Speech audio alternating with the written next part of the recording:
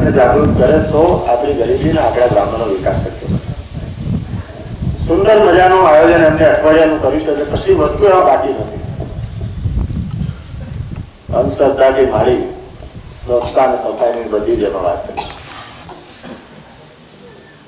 ગ્રામ આગેવાનો મારે કહેવું છે કે સમય એટલો બધો બદલાઈ ગયેલો છે કે અઢળક રૂપિયા ગ્રામ વિકાસ માટે આવી રહ્યા છે. અઢળક રૂપિયા કૃષિ હોય, આરોગ્ય હોય અને ગ્રામ વિકાસ હોય, કરોડો રૂપિયા આવી જાય. કમનસીબી આપણી જાગૃતતાની અમે ત્યાં તમારા સુધી પહોંચી ના શકીએ, તમે અમારી જોડે આવી ના શકો. ગામ પોતે આપણું જાગૃત ના થઈ શકે અને આખી જે કંઈ આયોજનો છે આયોજન પ્રમાણે રૂપિયા વાપરી શકેલા. રાષ્ટ્રીય કૃષિ વિકાસ યોજનાઓની અમે બે ત્રણ દિવસ પહેલા ચર્ચા કરતા હતા. હોર્ટિકલ્ચર બાગાયત પાકો માટે, માઇક્રો ઇરિગેશન, તમારા ટપક સિંચાઈ માટે અઢળક રૂપિયા. સ્વરોજગારી વાત કરીએ તો નરેગા યોજના નીચે કરોડો રૂપિયા. આપણે ગઈ વખત કરતા આ વખતે બમણા પૈસા ખર્ચી શક્યા, પણ બીજા રાજ્યના અને બીજા જિલ્લાની હરોળમાં જોવા જઈએ તો આપણા પાછા ક્યાંય ગામ જયારે પંચાયતી રાજ સિસ્ટમ જે છે અને પંચાયતી રાજ મારફતે અમલ કરવાનો છે, ગામમાં જે મિલકતો ઉભી કરવાની એ ગ્રામ્ય મિલકતો ઉભી કરવા માટે નરેગા, રાષ્ટ્રીય મહાત્મા ગાંધી રાષ્ટ્રીય ગ્રામીણ રોજગાર યોજના એ સૌથી મોટા મોટો એનું પ્રેરક બળ અને સૌથી મોટું નાણાકીય બળ મારા હિસાબે ઉભું થયેલું છે અત્યારે. અને ઘણા બધા ગામમાં જ્યાં જ્યાં જાગૃત આગેવાનો છે, જાગૃત ગ્રામ પંચાયત છે, ત્યાંનો લાભ લેવા મળે છે. કદાચ 20-20 લાખ સુધીના કામો એક વર્ષમાં એ ગામે રાષ્ટ્રીય ગ્રામીણ રોજગાર યોજના વિશે કરી શકાય છે. ત્યાં તળાવનું કામ હોય, ત્યાં રસ્તાનું કામ હોય, ત્યાં વૃક્ષારોપણનું કામ હોય, ત્યાં હરિજન ભાઈઓ અને શેડ્યુલ ટ્રાઇબના ભાઈઓના ખેતરમાં બાગાયતનું કામ હોય અથવા કોઈ સિંચાઈનું કામ.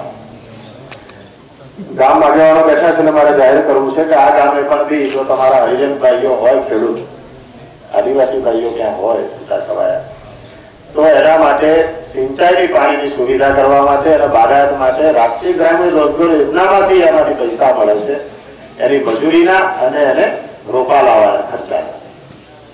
આ બધી યોજનાનો લાભ બીજા રાજ્યોમાં અને બીજા જિલ્લાઓમાં પુષ્કળ લેવામાં આવે છે.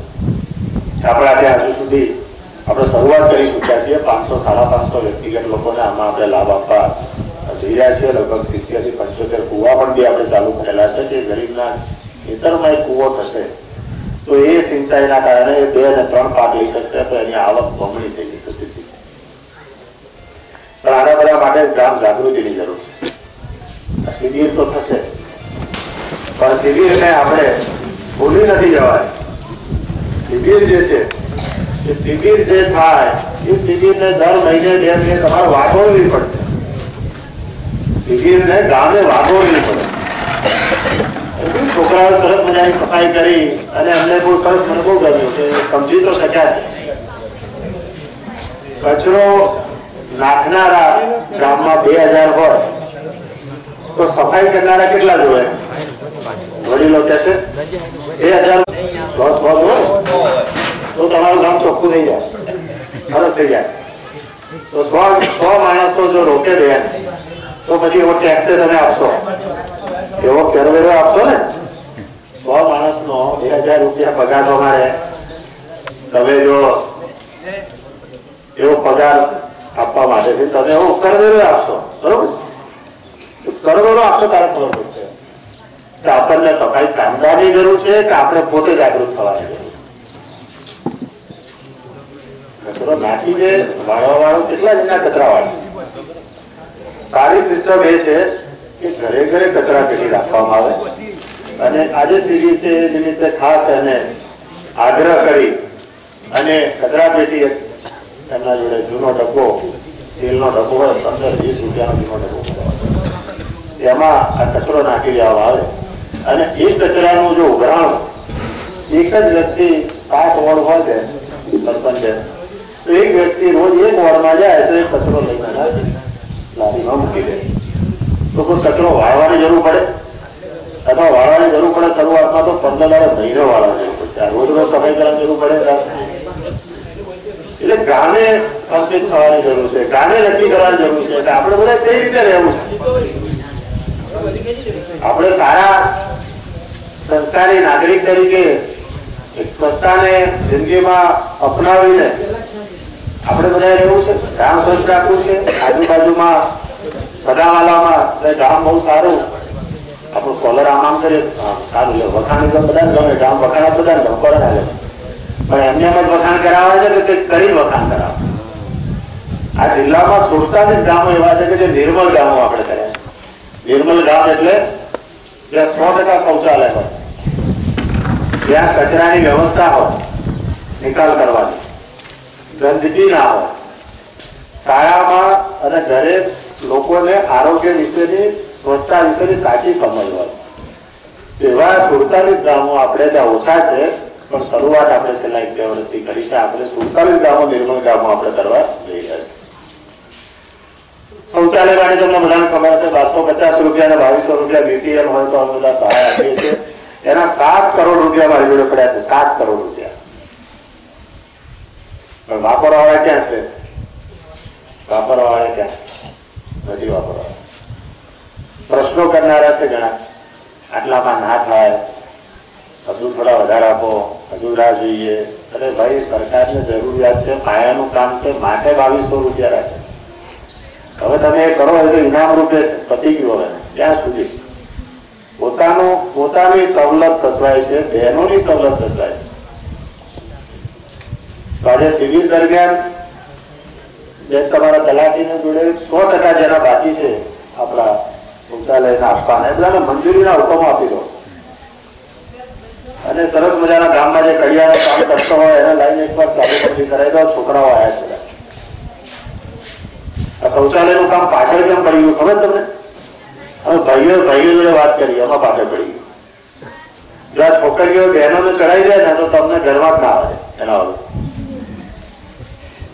એટલે અમે એ કામ સખી મંડળમાં એના કહીએ એટલે બેન સરપંચ છે, એટલે બહેનો તમારો આખું પેલા સખી મંડળ બહેનો ભેગી કરો, આ બધી દીકરીઓ છે, અને એને જ કહેવાનું ગૃહ મંજૂરીનો હુકમ 2200 રૂપિયા. એટલે તરત જ હાથમાં કાગળ જોશે એટલે તમને ભાઈ ઘરવાળા કહેશે કે આ કરી લાવો, કડીઓ પકડી લાવો. અને કડીઓ પણ બી ગામ જો ધારે તો સામૂહિકમાં ભેગો થઈ બધા મટીરિયલ એક સાથે કરી દે, એક સાથે એનું બાંધકામ થાય તો એક જ વાહનમાં બધું મટીરિયલ આવે તો સસ્તું પડે. એટલે આ જે સીડી છે એનો લાભ લઈ એ પણ બી તમે 100% તમારો પ્રતિભાવ આપો. સીડી રાખીને તમારો પ્રતિભાવ આપો. એટલે કહ્યું 50-50% ભાગીદારી. તમારે શું કરવાનું છે? તમારે આ રીતે પ્રતિભાવ આપો. એવી જ રીતે અલગ અલગ સરસ મજાની ટુકડીઓ બનાવી છે, અલગ અલગ કામ કરશે. આરોગ્યની જયારે વાત કરતા હોય ત્યારે આરોગ્યનું કઈ બાબતમાં આ ગામ પાછળ છે. કુપોષિત બાળકો હોય, કુપોષણ વાળા બાળકો હોય, આંગણવાડીમાં ના આવતા એવા બાળકો હોય, એ તમે આંગણવાડીમાંથી આઈડેન્ટિફાય કરી એના ઘરે એટેક કરો. એને શું તકલીફ, કેમ નથી આવતી, એના મૂળમાં જ આવે કે કેમ નથી મોકલતું. સ્કૂલમાં જે બાળકો ના આવતા હોય, જે શિક્ષણનું જે કામ લે, એ સ્કૂલમાં જે બાળકો ના આવતા હોય એની ઉપર સતત ધ્યાન રાખો. એની એક સભા કરો. સ્કૂલમાં ના આવતા હોય ને આવતા હોય પણ છતાં ઉઠી જવાની તૈયારી કરતા હોય, બેનું ખબર હતી, અથવા માણ આવતા હોય એની પણ બી સ્કૂલમાં એક સભા છે. શિક્ષણ ખાતરે આટલું કરો. આરોગ્ય ક્ષેત્રે આરોગ્ય અને સ્વચ્છતા બે ભેગું કરો. ખેતીવાડી ક્ષેત્રે ડ્રીપ ઇરિગેશન, માઇક્રો ઇરિગેશનની સમજ. અને આ ગામે કોકે કરી તો છે, ગામે કરેલું છે ટપક સિંચાઈ કોઈ? હા, તો એ ખેતરમાં બધા લઈ જાય. જેને નથી કરી ત્યારે ખેતરમાં લઈ જાય અને એના અનુભવો જાણો. કેટલા રૂપિયા થયા, શું થયું, પાકમાં શું ફરક પડ્યો. પાક વધે છે, આમાં પાણી નથી વધતું, એ અમે કહેવાનું બંધ કરી દીધું. અને પાણી તો કોઈનું નથી ને, એટલે આપણી મગજમાં ઉતરતું હોય જલ્દી. પાણી બચાવવાની ચિંતા તમે ના કરતા, તો પાક વધે છે એ તો ખબર છે. પાક બમણો થાય એવું રાખે, પાક બમણો થાય, પાણી બચાવવાનું બંધ કરી દીધું કહેવાય. એટલે પાણી બચાવ જવાનું કોઈ નહીં બચાવ, તો પાક બમણો થશે તો બધા દોડશે. એટલે એ ખેતરની મુલાકાત કરો. પશુપાલનની વાત આવે તો બધું જે દૂધ આપતી હોય છે, સારામાં સારી માવજાત કરતી હોય એના ત્યાં જ રાખો સભા. અને જેની ભેંસો માદી હોતી હોય, જેને ઓછું દૂધ થતું હોય, મંડળીમાંથી જે વિગતો છે એને ત્યાં બોલાવો અને ત્યાં જ એની પરિસંવાદ જેવું થઈ જાય. શિક્ષણ આવી ગયું, આરોગ્ય આવી ગયું, ખેતી આવી ગયું, પશુપાલન આવી ગયું. કુલ વિભાજનની વાત કરીએ, જોશો